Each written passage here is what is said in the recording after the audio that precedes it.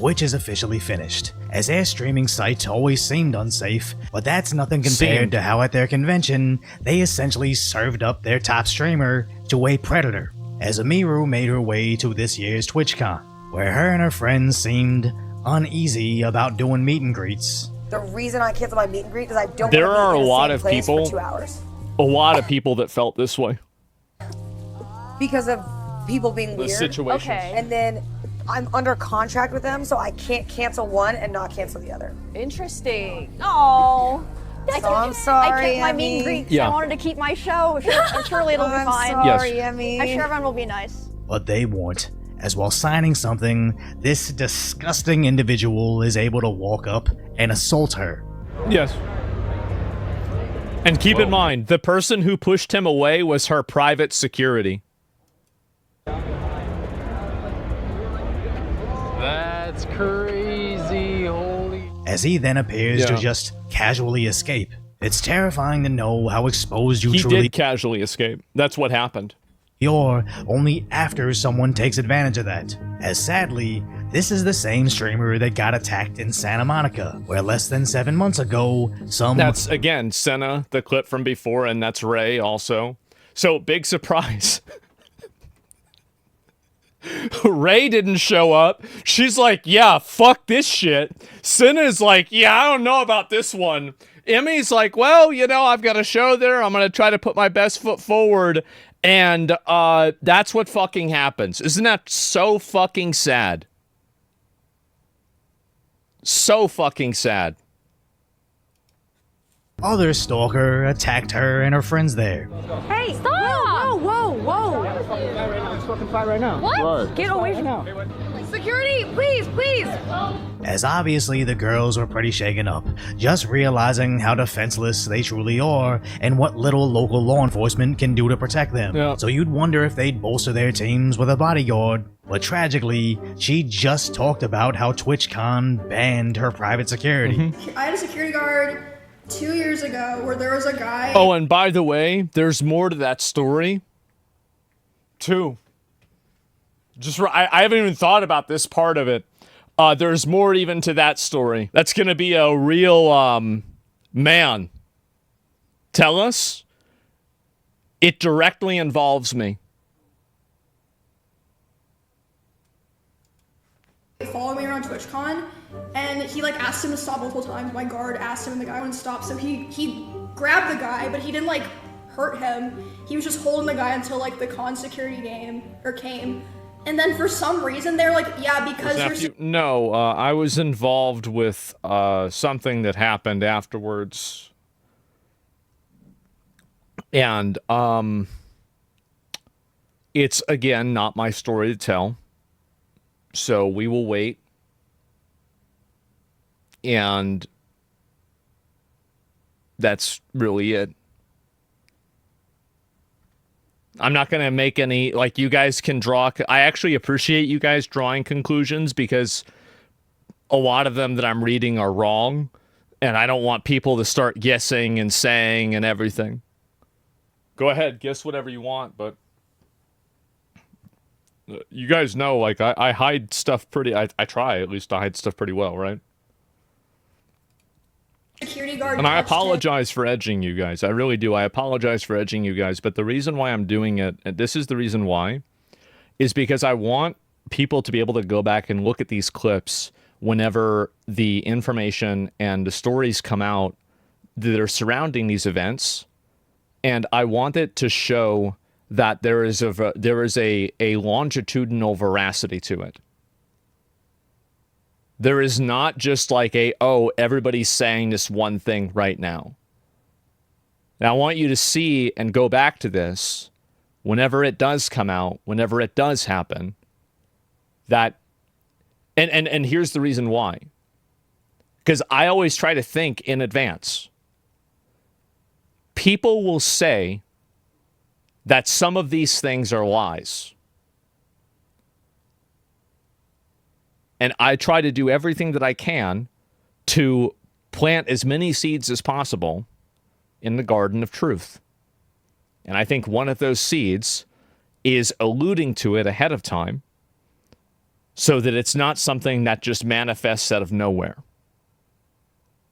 Does that make sense? So they can build a precedent. There is more of that story. The truth is sprouting. Oh boy. And it will be a bountiful harvest.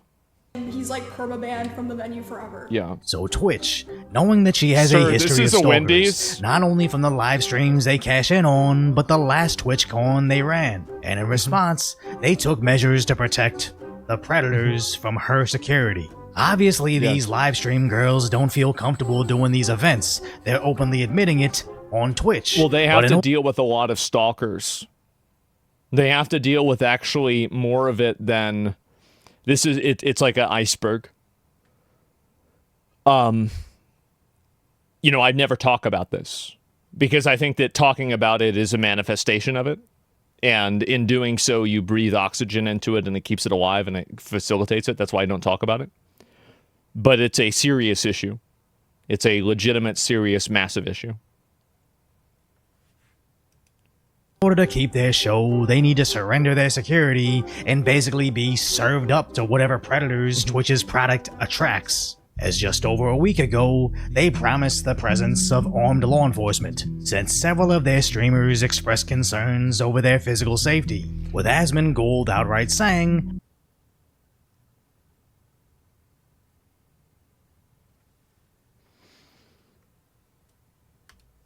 "Women should not attend this event," where Tectone pointed out, if they can't even moderate their own website, how are they going to moderate real life? You can't even figure out how to ban people that are threatening to kill streamers. You can't even figure that out. You have your own partnered streamers putting out hits on other people on your platform. And you can't even figure that out. Do you really think that you could set up a live event? Even I thought about going to TwitchCon this year, but after hearing Asmongold, Tectone, and even Hassan were worried about being assaulted... And y'all remember I defended Hassan. I did. Everybody said Hassan was overreacting. He wasn't. He was being reasonable, and he made a good decision. That's why I supported him. It was smart for him to do that. There are things that I know that are not public. It was a smart decision for him to make. And keep in mind, these are all 6'3" plus large individuals. Yes. I figured they know more about it than me, so I stayed home too.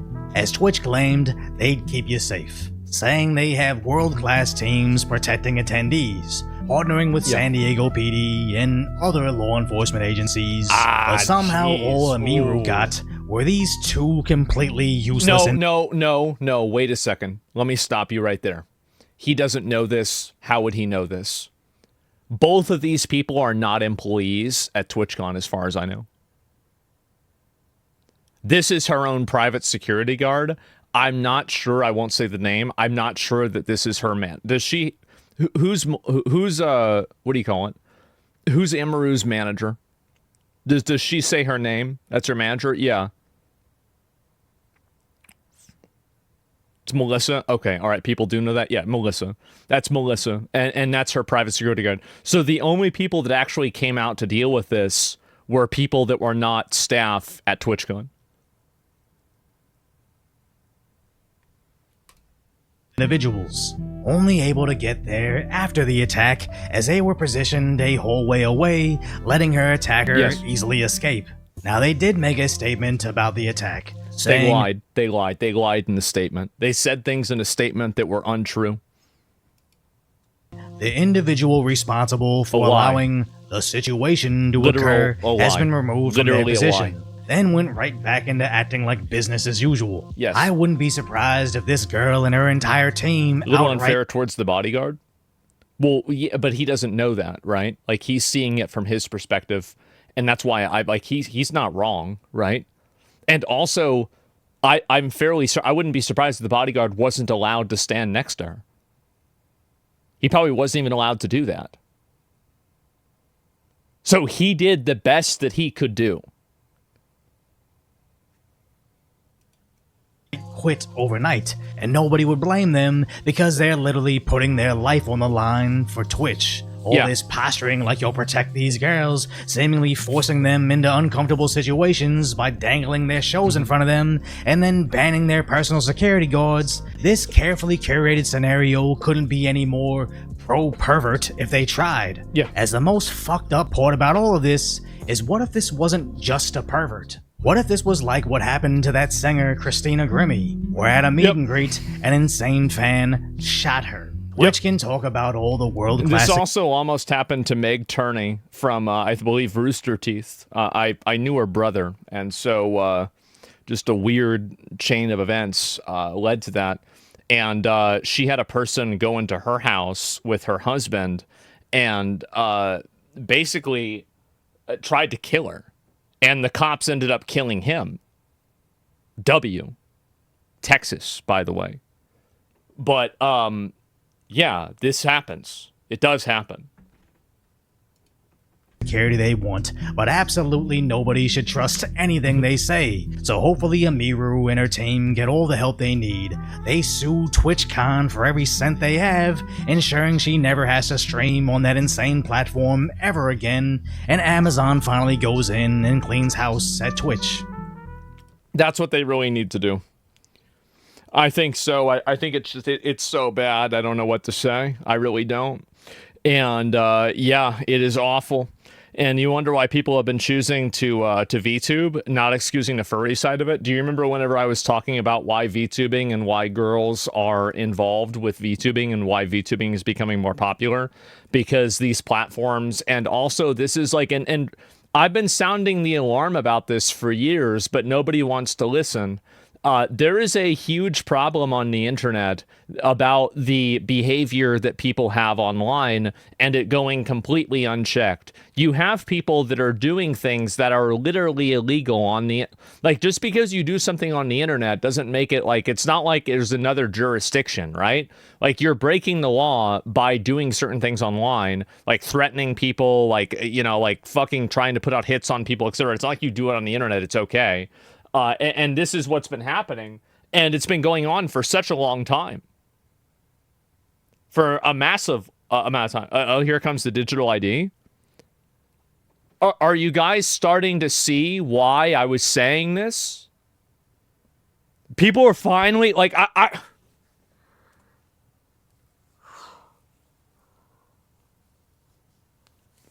so obvious. What do you think should be done? I think it's actually very simple. I think that these websites enjoy a tremendous privilege by allowing all these people on their platform with really no restrictions whatsoever and no accountability for their behavior. And I think that the government should hold these websites more accountable for allowing bad behavior on their website.